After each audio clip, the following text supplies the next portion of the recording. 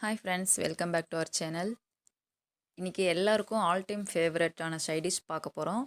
அது என்னென்னா தக்காளி சட்னி. யாருக்குமே தக்காளி சட்னி பிடிக்காம இருக்காது. அதை ஸோ சூப்பரான டேஸ்ட்டில் தக்காளி சட்னி எப்படி செய்யலான்னு பார்க்கலாம் வாங்க. அதுக்கு பேனில் 2 ஸ்பூன் எண்ணெய் ஊற்றிக்கோங்க. சோம்பு 1 ஸ்பூன் ஆட் பண்ணிவிட்டு பூண்டு 1 பூண்டு தோலோடு உளுத்தி போட்டுக்கோங்க.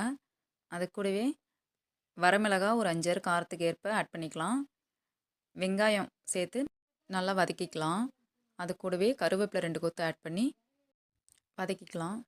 இப்போது நம்ம கட் பண்ணி வச்சுருக்க தக்காளியை ஆட் பண்ணிக்கலாம். அந்த தக்காளியில் இருக்க தண்ணியோடு சேர்த்து நம்ம வதக்கிக்கலாம். அப்போ தான் அதனோட டேஸ்ட்டு ரொம்ப நல்லாயிருக்கும். வாங்க, அதுக்கு தேவையான உப்பு ஆட் பண்ணிவிட்டு 1 ஸ்பூன் மஞ்சத்தூள் ஆட் பண்ணிக்கோங்க.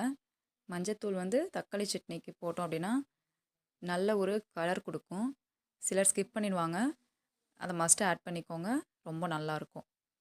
இப்போ நல்லா வேக வச்சிடலாம். தட்டு போட்டு மூடி நல்லா வெந்துருச்சு. இப்போ நல்லா ஆற வச்சு எடுத்துகிட்டு வந்துடலாம். நல்லா ஆறிடுச்சு. இப்போது அது கூட கொஞ்சமாக தேங்காய் மட்டும் ஆட் பண்ணிக்கலாம். இது ஆப்ஷனல் தான், வேண்டாம் அப்படின்னா ஸ்கிப் பண்ணிடலாம். தக்காளி நல்லா ஆறிடுச்சு.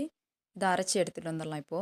இப்போ தாளிப்புக்கு ஒரு 4 ஸ்பூன் எண்ணெய் ஆட் பண்ணிக்கலாம். பேனில் கடுகு தேவையான அளவு ஆட் பண்ணிவிட்டு அது கூடவே கருவேப்பிலை ஒரு 4 கொத்து ஆட் பண்ணி நல்லா ஃப்ரை பண்ணிவிட்டு இப்போ நம்ம அரைச்சி வச்சுருக்க சட்னியை நம்ம இது கூட ஆட் பண்ணிவிட்டு மிக்ஸ் பண்ணிடலாம். தேவை அப்படின்னா நம்ம உப்பு ஆட் பண்ணிக்கலாம்.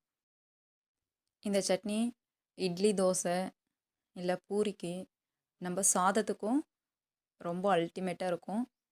ட்ரை பண்ணி பாருங்கள். 4 நாள் ஆனாலும் கெடாது. ரொம்ப டேஸ்ட்டாக இருக்கும். ட்ரை பண்ணி பார்த்துட்டு வீடியோ பிடிச்சிருந்தா நம்ம சேனலை சப்ஸ்கிரைப் பண்ணுங்கள். அண்ட் தேங்க்ஸ் ஃபார் வாட்சிங் ஃப்ரெண்ட்ஸ்.